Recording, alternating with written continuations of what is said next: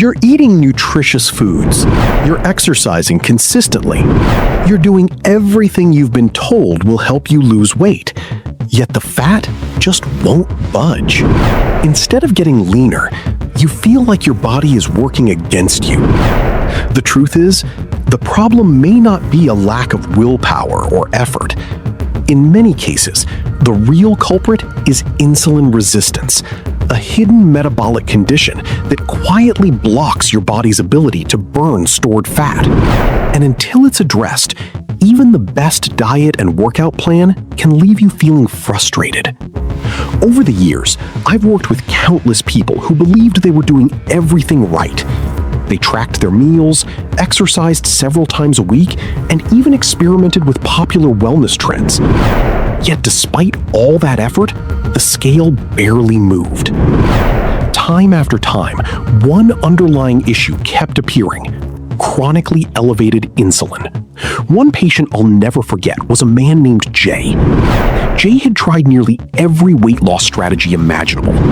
He had followed multiple diets, hired a personal trainer, stayed physically active, and even added biohacking routines like cold exposure and regular sauna sessions. Still, the extra 15 pounds refused to come off. Rather than guessing, we looked deeper. After reviewing his lifestyle, I ordered a series of metabolic tests, including a fasting blood glucose test and a fasting insulin test. His results were surprising. His blood sugar was completely normal, and his hemoglobin A1C suggested healthy long-term glucose control. On the surface, everything looked perfect, but one number revealed the real problem. Jay's fasting insulin level was 14. For optimal metabolic health, that number is ideally below 6. Even though his routine lab work looked healthy, his insulin level showed that his body was already struggling with insulin resistance. The most shocking part, despite seeing several healthcare professionals over the years, no one had ever tested his fasting insulin. That single overlooked marker explained why all of his hard work had produced so few results. And once we identified the real cause, everything began to change.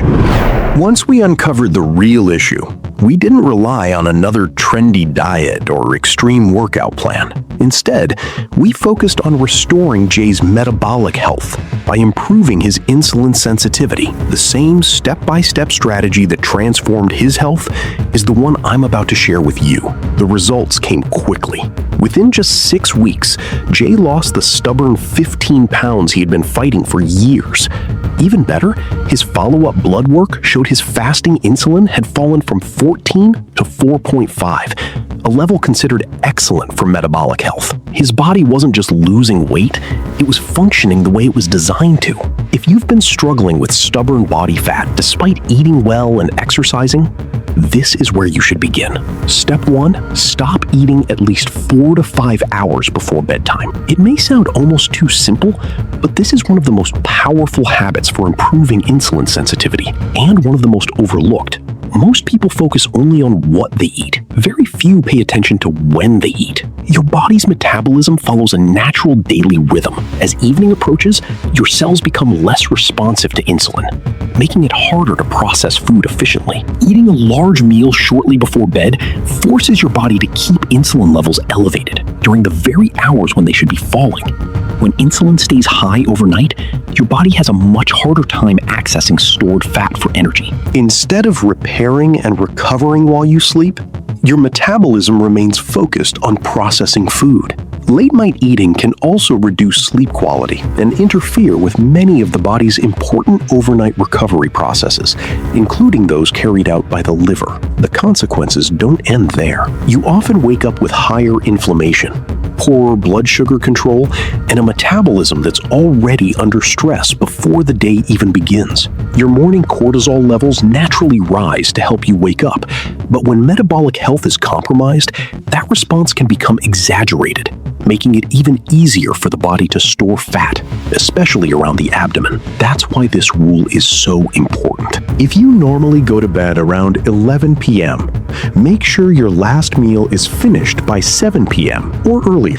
Giving your body several food-free hours before sleep allows insulin levels to fall naturally, helping your metabolism reset overnight. Many people notice steadier energy, fewer cravings, better sleep, and healthier morning blood sugar within the first week of making this simple change. To understand why this simple habit works so well, you first need to understand the role of cortisol. Cortisol is often called the body's primary stress hormone, but it also belongs to a group of hormones known as glucocorticoids. One of its key jobs is to increase blood glucose, ensuring your brain and muscles have enough energy to start the day. Under normal conditions, this process is completely healthy. The problem begins when your metabolism is already struggling with insulin resistance. If you regularly eat late at night, insulin remains elevated while you sleep. Then, as cortisol naturally rises the next morning, blood sugar can climb even higher. Your body responds by releasing even more insulin, creating a cycle that's difficult to escape. This doesn't just affect blood sugar. Chronically elevated cortisol can also interfere with the normal function of your mitochondria, the tiny energy-producing structures inside every cell. Healthy mitochondria are essential for producing energy, maintaining mental focus, supporting physical performance, and efficiently storing stored body fat. When mitochondrial function declines, fatigue increases, brain fog becomes more common, recovery slows down, and losing weight becomes much more challenging. That's why your evening routine matters far more than most people realize. If your bedtime is around 11 p.m., make it a rule to finish eating by 7 p.m. This gives your body several hours to lower insulin levels before sleep, allowing important repair and recovery processes to take place overnight. Many people experience noticeable improvements within days: better sleep, fewer late-night cravings, steadier energy, and healthier fasting blood sugar levels in the morning. But meal timing is only part of the equation. The type of fat you eat every day can also have a major impact on your metabolic health. While sugar often gets most of the attention, many experts believe that diets high in highly processed industrial fats may also contribute to chronic inflammation and poorer insulin sensitivity. These fats become incorporated into the membranes surrounding your cells. Since cell membranes play a critical role in communication, including how cells respond to insulin, the quality of the fats you consume can influence how efficiently that communication takes place. Imagine trying to make an important phone call through a weak, crackling signal. The message is being sent, but it doesn't arrive clearly. The same thing can happen inside your body. When cells become less responsive to insulin's signal, glucose remains in the bloodstream longer, forcing the pancreas to produce even more insulin. Over time, that constant demand can worsen insulin resistance and make fat loss increasingly difficult. This is why improving metabolic health isn't just about reducing sugar. It's also about choosing healthier fats that support normal cellular function and reduce chronic inflammation. One of the biggest reasons your food choices matter is that the fats you eat today can influence your metabolism long after the meal is over. Certain fatty acids become part of your cell membranes, affecting how your cells communicate and respond to hormones like insulin. That's why improving your health isn't about one healthy meal. It's about consistently choosing better fats over time. If your goal is to reverse insulin resistance, the first step is reducing your intake of highly processed industrial oils. These commonly include canola oil, corn oil, soybean oil, cottonseed oil, safflower oil, sunflower oil, rice bran oil, and grapeseed oil. You'll also want to read foods containing partially hydrogenated or hydrogenated oils, which are major sources of artificial trans fats, ingredients that have been strongly linked to poor heart and metabolic health.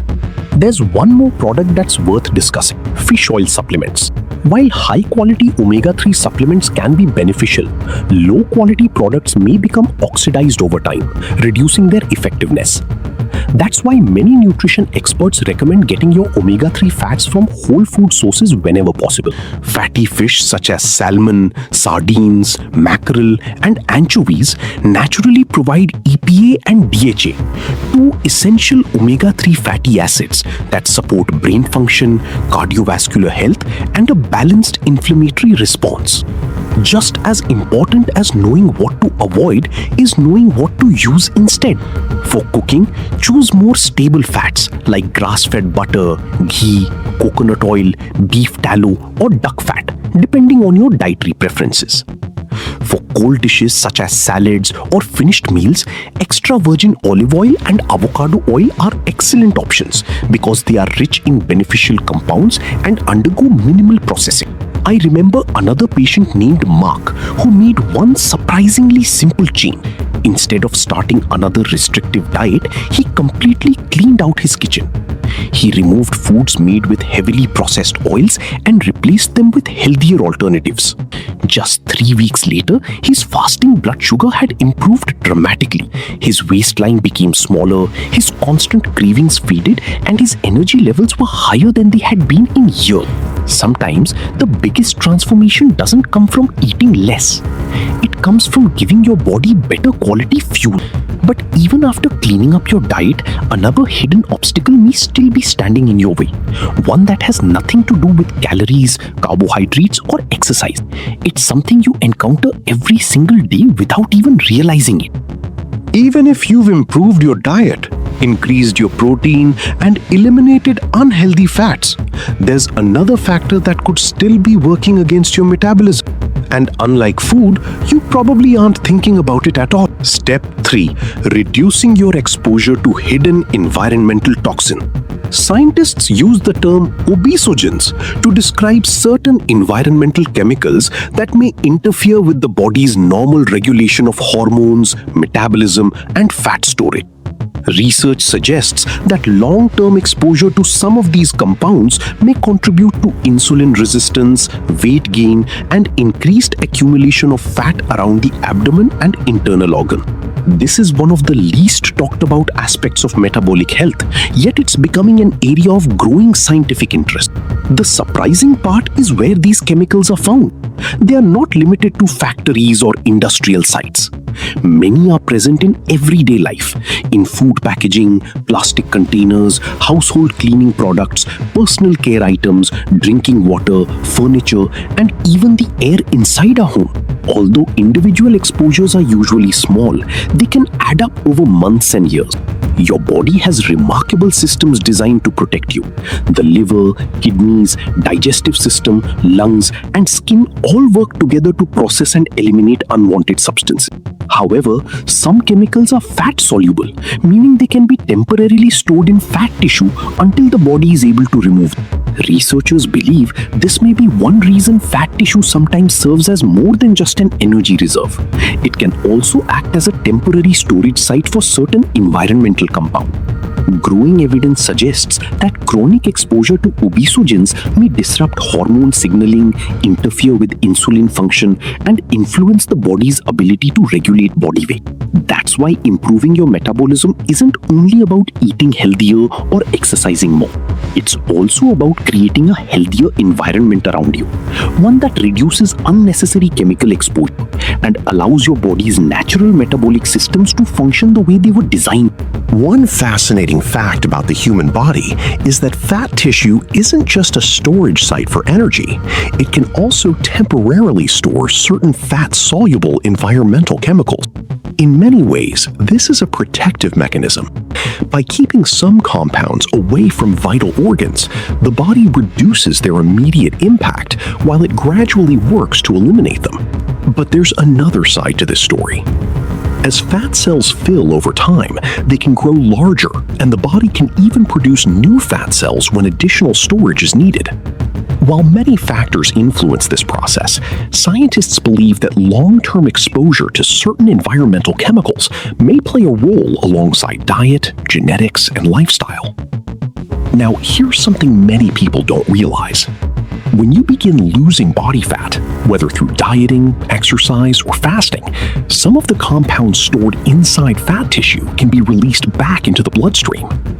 Research has shown that levels of certain persistent environmental pollutants may temporarily rise during significant weight loss as fat stores are broken down.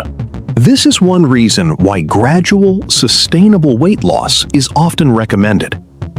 Your liver and kidneys need time to process and remove these substances efficiently while continuing to support normal metabolic function. So, where are many of these chemicals coming from? One of the most widely discussed is glyphosate, a herbicide commonly used in modern agriculture. It may be present on conventionally grown crops such as wheat, oats, corn, soybeans, and other grains. Washing produce thoroughly and choosing organic options when practical can help reduce exposure. Another major source is plastic. Certain plastics contain chemicals such as bisphenol A, BPA, and related compounds, which may migrate into food and beverages, especially when plastic containers are heated or become worn over time. For that reason, many health professionals recommend storing food in glass or stainless steel containers, avoiding microwaving food in plastic, and limiting the use of single-use plastic bottles whenever possible. These changes may seem small on their own, but together they can significantly reduce your everyday exposure to chemicals that have the potential to interfere with healthy metabolic function. The goal isn't perfection. It's simply giving your body fewer obstacles so it can do what it was naturally designed to do: maintain balance, regulate hormones efficiently, and support long-term health. Your liver and kidneys need time to process. It's about supporting long-term health. Now that we've identified some of the biggest sources of environmental toxins, the next step is learning how to reduce your exposure in everyday life. Let's begin with one of the most common offenders: plastic. Many people drink from plastic water bottles, store leftovers in plastic containers, or prepare food on plastic cutting boards without realizing that some plastics can release chemicals into food and drinks, especially when exposed to heat or repeated use. Even something as ordinary as a thermal paper receipt can contain chemicals like BPA or similar compounds. Whenever possible, choose a digital receipt instead of handling paper ones unnecessarily. A simple solution is to replace plastic with glass or stainless steel whenever you can. Use glass food storage containers, glass water bottles, and ceramic or stainless steel cups. These small changes can significantly reduce your everyday exposure over time. Next are phthalates, chemicals commonly found in many personal care products, including shampoos, deodorants, perfumes, lotions, and cosmetics. They are often used to make fragrances last longer, but they can also increase unnecessary chemical exposure. When shopping, look for products labeled phthalate-free or fragrance-free. Speaking of fragrances, they're another hidden source worth paying attention to. Air fresheners, fabric sprays, scented candles, heavily scented laundry detergents, and some cleaning products can release dozens of synthetic chemicals into the air. Choosing fragrance-free products or naturally scented alternatives can help improve the quality of the air inside your home. Another often overlooked concern is indoor mold. If your home has experienced leaks, flooding, or persistent dampness, mold may be growing behind walls, under flooring, or in ventilation systems without you realizing it.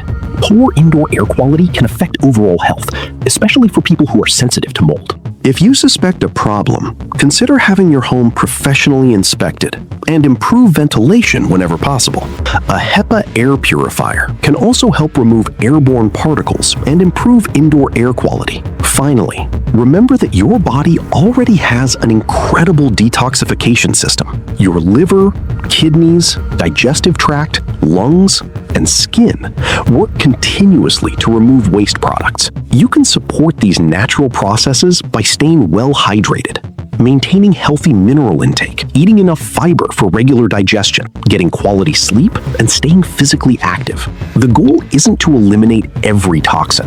That's impossible in today's world. The goal is to reduce your overall exposure, making it easier for your body's natural defense systems to keep your metabolism functioning at its best. And once you've created a cleaner internal and external environment, you're ready for the next step, helping your body become an efficient fat-burning machine once again. Once you've started reducing your exposure to harmful chemicals, the next goal is to help your body eliminate waste as efficiently as possible.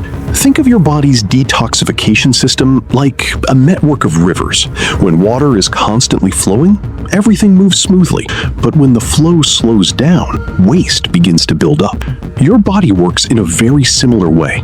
That's why one of the most important habits is staying properly hydrated. Drinking enough water throughout the day supports your kidneys, helps transport nutrients, and allows your body to naturally remove waste products. If you're following a lower carbohydrate diet or practicing intermittent fasting, replacing lost minerals with electrolytes can also help maintain hydration and normal body function. Relationship plays an important role as well. Adding more bitter and nutrient-rich foods to your meals can help support healthy digestion and liver function. Foods such as arugula, parsley, cilantro, radishes, lemons, limes, apple cider vinegar, green tea, and black coffee are commonly included in diets focused on metabolic health because they provide beneficial plant compounds and antioxidants. Another habit that's often overlooked is sweating regularly. Whether it's through brisk walking, strength training, cycling, or any activity that raises your heart rate, regular exercise supports circulation, improves insulin sensitivity, and strengthens your overall metabolism. Many people also choose to use a sauna. While the liver and kidneys remain the body's primary detoxification organs, sauna bathing may support cardiovascular health, recovery, and relaxation. If you use one, remember to drink plenty of water before and after your session to replace the fluids you lose through sweat. Another strategy that may help improve metabolic flexibility is intermittent fasting. Some people include an occasional 24-hour fast, such as finishing lunch one day and eating again at lunch the following day.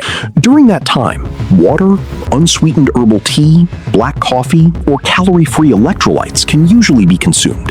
Extended fasting isn't appropriate for everyone, so anyone with diabetes, medical conditions, or those taking medications should first speak with their healthcare provider. When practiced safely, intermittent fasting may help lower insulin levels, encourage the body to rely more on stored fat for energy, and improve overall metabolic health. With toxin exposure reduced, hydration optimized, and your body's natural recovery system supported, you're now ready for the next stage. Step 4. Teaching your metabolism how to burn fat efficiently again.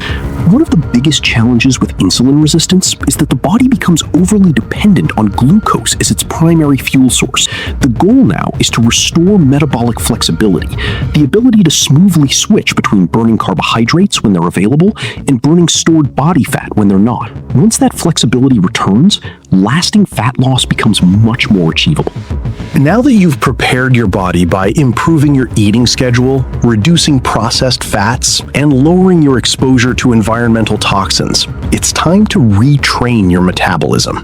Phase 1 lasts between 7 and 14 days, and its purpose is simple: lower insulin levels and help your body shift from relying primarily on sugar to using stored fat as fuel. The first step is to reduce your total carbohydrate intake to approximately 100 grams per day or less. This includes all carbohydrates, whether they come from starches, sugars, fiber, or sugar alcohols. Lowering your carb intake gives insulin a chance to fall and encourages your body to tap into its fat stores for energy.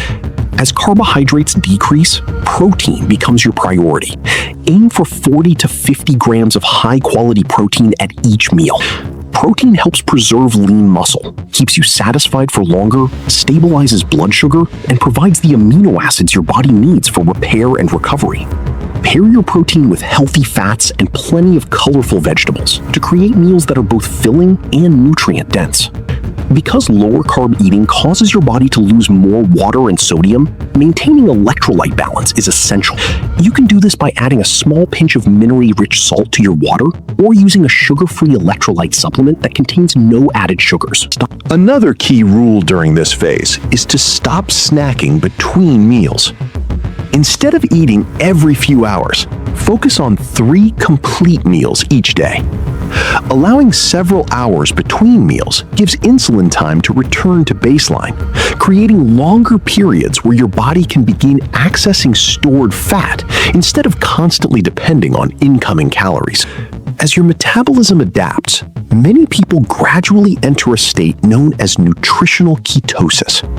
In this state, the liver converts fatty acids into ketones, small water-soluble molecules that serve as an efficient alternative fuel source.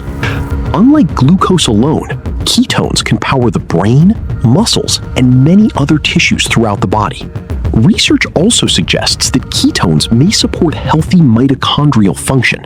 Since mitochondria are responsible for producing the energy that powers every cell, improving their efficiency can lead to steadier energy levels, better mental clarity, improved endurance, and a metabolism that's far more effective at burning stored body fat. This transition doesn't happen overnight, but with consistency, your body gradually regains something that insulin resistance takes away: the ability to switch effortlessly between burning carbohydrates and burning fat. And once that metabolic flexibility begins to return, long-term fat loss becomes much easier to maintain. As your body becomes more efficient at producing ketones, something remarkable begins to happen. You're no longer relying almost entirely on glucose for energy. Instead, your metabolism learns to switch smoothly between carbohydrates and stored body fat whenever needed, a trait known as metabolic flexibility. This shift doesn't just support fat loss. Many people also report steadier energy, fewer cravings, improved focus, and better control over their appetite. After completing the first 7 to 14 days, it's time to move into the next stage of the plan, Phase 2, the 5-1-1 strategy. This approach is designed to keep insulin levels under control while giving your metabolism the flexibility it needs to stay healthy over the long term. For 5 days each week, follow an 18-6 intermittent fasting schedule. That means fasting for 18 hours and eating all of your meals within a 6-hour window. The exact hours aren't important. The consistency is. Some people feel best eating from 8 a.m. to 2 p.m., while others prefer 12 p.m. to 6 p.m. or 1 p.m. to 7 p.m. Choose the schedule that fits your lifestyle and allows you to stay consistent week after week. During your eating window, focus on 2 or 3 balanced meals centered around high-quality protein, healthy fats, colorful vegetables, and approximately 100 grams or less of total carbohydrate, depending on your personal goals and medical needs. Outside of your eating window, avoid snacks and calorie-containing beverages. Stick to water, sparkling water, black coffee, unsweetened tea, or calorie-free electrolytes. This allows insulin levels to remain low for longer periods, encouraging your body to continue using stored fat as its primary fuel source. The goal of this phase isn't simply to eat less. It's to create a daily rhythm that allows your metabolism to recover, improves insulin sensitivity, and restores your body's natural ability to burn fat efficiently. When practiced consistently, this routine helps train your body to become more flexible, switching effortlessly between burning glucose after meals and burning stored fat during fasting periods. And that's exactly what a healthy metabolism is designed to do. Here's how the 5-1-1 strategy comes together in real life. During your 6-hour eating window, most people will eat 2 or 3 satisfying meals. For example, you might have your first meal at 12 p.m., another meal or high-protein snack around 3 p.m., and finish dinner by 5:30 or 6 p.m. Once your final meal is complete, your fasting period begins and continues until the next day's eating window. But the plan doesn't stop there. The second one in the 5-1-1 method is your refeed day.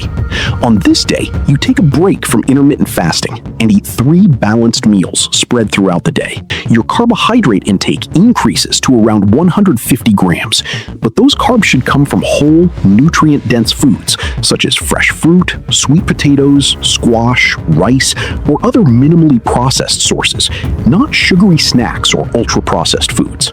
Protein remains a priority, with 40 to 50 grams per meal, while dietary fat is slightly reduced. This temporary increase in carbohydrates helps replenish glycogen stores, and for some people may support hormones involved in metabolism, making the overall program easier to maintain.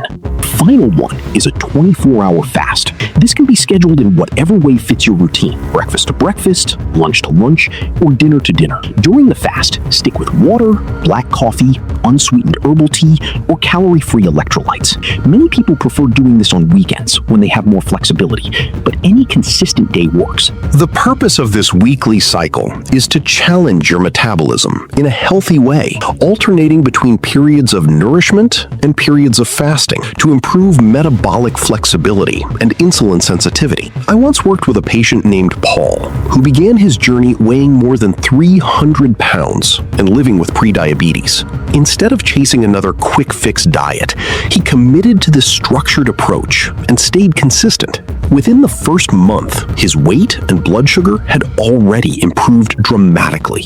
More importantly, he regained the confidence that lasting change was actually possible. Over the months that followed, Paul continued building healthy habits and eventually lost well over 100 pounds, transforming not only his appearance, but also his overall health and quality of life. His story teaches an important lesson. Successful fat loss isn't simply about reducing calories, it's about building and protecting lean muscle. Muscle is one of the body's largest sites for glucose storage. The healthier muscle you have, the more efficiently your body can remove glucose from the bloodstream, reducing the demand for insulin and improving metabolic health. That's why every meal should provide at least 30 to 50 grams of high-quality protein, depending on your individual need. Adequate protein supports muscle growth, preserves lean tissue during weight loss, improves satiety, and strengthens your metabolism over time. Simply put, more muscle means better blood sugar control, greater insulin sensitivity, and a body that's far more efficient at burning fat instead of storing it. The more lean muscle you build, the more efficiently your body handles glucose. Instead of allowing excess sugar to remain in the bloodstream, healthy muscle acts like a sponge, absorbing glucose and using it to produce energy. The result is better blood sugar control, improved insulin sensitivity, and a metabolism that's designed to burn fuel instead of store it. But there's one incredibly simple habit that most people overlook. Take a walk after your largest meal of the day. You don't need an intense workout or hours in the gym. 10 to 15 minutes of walking after eating can have a surprisingly powerful effect on your metabolism.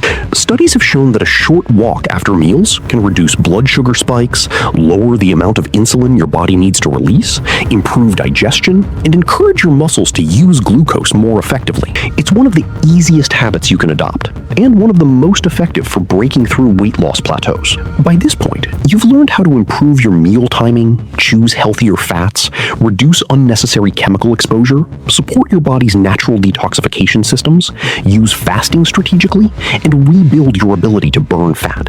But there's one final piece that determines whether these habits become temporary or permanent. Step 7. Change your identity. Lasting transformation begins in the mind. If your inner voice constantly tells you, "I'm broken, I'm too old, I'll never lose weight," or "I'm destined to be diabetic," those beliefs quietly shape your daily decision. Over time, your habits begin to reflect the story you believe about yourself. Real change happens when your identity changes first. Instead of saying, "I have insulin resistance," begin telling yourself, "I'm restoring my metabolic health." Replace "I'm overweight" with "I'm becoming stronger and healthier every day." Stop thinking, "I'm trying to lose weight," and start thinking, "I'm building a body that naturally burns fat." One simple exercise is to write this statement on a small card and read it every morning. I am grateful that every healthy choice I make is making me stronger, leaner, healthier, and more energetic. It only takes a few seconds, but over time, it reinforces the identity you're working to become. And remember this above all else: insulin resistance is not your future. For many people, it can be significantly improved through consistent lifestyle changes, smart nutrition, regular movement, quality sleep, and proper medical guidance when needed. Your body was designed to adapt. It was designed to recover. And when you give it the right environment, it has an incredible ability to restore balance. Don't wait for the perfect moment. Start with one healthy decision today. Then make another tomorrow. Small actions, repeated consistently, create extraordinary results. If you found this documentary valuable, share it with someone who may be struggling with weight gain or insulin resistance. One video could be the encouragement they need to begin changing their health. Thanks for watching. and I'll see you in the next documentary.